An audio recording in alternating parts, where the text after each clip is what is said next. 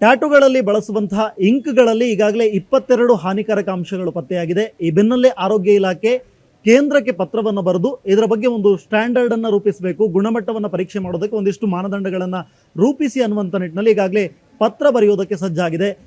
ಈ ನಿಟ್ಟಿನಲ್ಲಿ ಈಗಾಗಲೇ ಆರೋಗ್ಯ ಸಚಿವರು ಕೂಡ ಇದರ ಬಗ್ಗೆ ಹೇಳಿಕೆಯನ್ನು ಕೊಟ್ಟಿದ್ದಾರೆ. ಇದೆಲ್ಲದರ ಕುರಿತಾಗಿ ಮಾತನಾಡೋದಕ್ಕೆ ನಮ್ಮ ಜೊತೆಗೆ ಟ್ಯಾಟೂ ಆರ್ಟಿಸ್ಟ್, ಅದೇ ರೀತಿಯಾಗಿ ಬಿಗ್ ಬಾಸ್ ಸ್ಪರ್ಧೆಯಾಗಿರುವಂಥ ನೀತು ಅವರಿದ್ದಾರೆ. ಅವ್ರನ್ನ ಮಾತನಾಡಿಸ್ತಾ ಹೋಗ್ತೀನಿ. ಮೇಡಮ್, ಮೊದಲನೇದಾಗಿ ತಮಗೂ ಕೂಡ ವಿಷಯ ಗೊತ್ತಾಯಿತು ಅಂತ ಭಾವಿಸ್ತೀನಿ.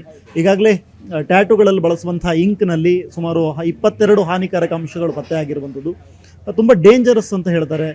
ಇದನ್ನು ತಾವು ಟ್ಯಾಟೂ ಆರ್ಟಿಸ್ಟ್ ಆಗಿ ಹೇಗೆ ನೋಡ್ತೀರಾ? ಕೆಮಿಕಲ್ ಅಂದ ತಕ್ಷಣ ಅದು ಹಾನಿಕಾರನೇ. ಯಾವುದೇ ಒಂದು ಬಾಡಿಗೆ ಕೆಮಿಕಲ್ ಅಂತ ಹೋದಾಗ ತುಂಬ ಡಿಫ್ರೆಂಟ್ ಆಗಿರೋ ರೋಗಗಳು ನಮ್ಗೆ ಅಟ್ಯಾಕ್ ಆಗುತ್ತೆ. ನಮ್ಮ ಟ್ಯಾಟೂ ಸ್ಟುಡಿಯೋದಲ್ಲಿ ನಾವು ಯೂಸ್ ಮಾಡ್ತಿರೋದು ಫಾರಿನ್ ಬೇಸ್ಡ್ ಇಂಕೆ. ಅದರಲ್ಲಿ ಆರ್ಗ್ಯಾನಿಕ್ ಇದೆ. ಅಂದರೆ ಯಾವುದೇ ಒಂದು ಕೆಮಿಕಲ್ ಇಲ್ಲದೆ ಇರೋಂಥ ಒಂದು ಇಂಕ್ನ ನಾವು ಯೂಸ್ ಮಾಡ್ತಾ ಇದ್ದೀವಿ. ಅಂದರೆ ನಾವು ತೊಗೊಳ್ಳೋವಂಥ ಪ್ಲೇಸಲ್ಲಿ ಲ್ಯಾಬ್ ಟೆಸ್ಟ್ ಆಗಿರುತ್ತೆ, ಲ್ಯಾಬ್ ಟೆಸ್ಟಿಂಗ್ ಆಗಿರೋ ಒಂದು ಸರ್ಟಿಫಿಕೇಷನ್ ಇರುತ್ತೆ.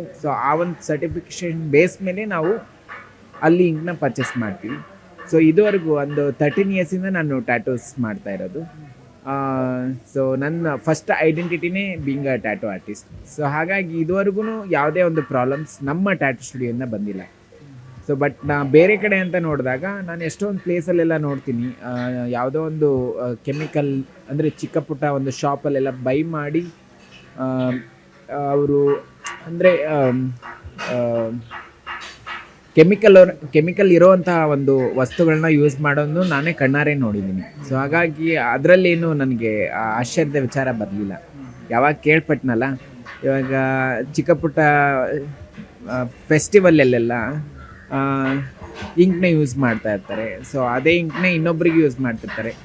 ಅಲ್ಲಿ ಬ್ಲಡ್ ಟು ಬ್ಲಡ್ ಅಂತ ಹೋದಾಗ HIV ಬರುವಂಥ ಸಾಧ್ಯತೆಗಳು ತುಂಬ ಇರುತ್ತೆ. ತುಂಬ ಹೈ ರಿಸ್ಕಲ್ಲಿ ಟ್ಯಾಟೂಗಳನ್ನ ಮಾಡಿಸ್ತಾರೆ ಎಷ್ಟೊಂದು ಜನರು.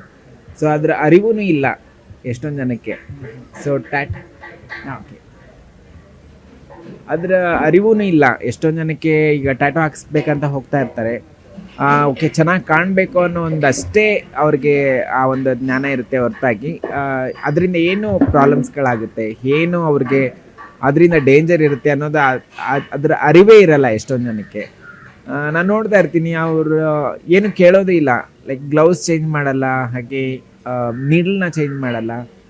ಅದೇ ಇಂಕಲ್ಲಿ ಮತ್ತೆ ಇಂಕ್ನ ಒಂದು ಸ್ವಲ್ಪ ಪೋರ್ ಮಾಡಿಕೊಂಡು ಮತ್ತೆ ಅದೇ ಇಂಕ್ನ ಯೂಸ್ ಮಾಡ್ತಾ ಇರ್ತಾರೆ.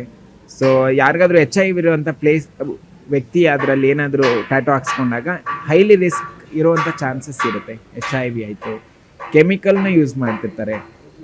ಹಾಗಾಗಿ ಅದರಲ್ಲಿ ಏನು ನನಗೆ ಆಶ್ಚರ್ಯದ ವಿಚಾರ ಬರಲಿಲ್ಲ. ಇವಾಗ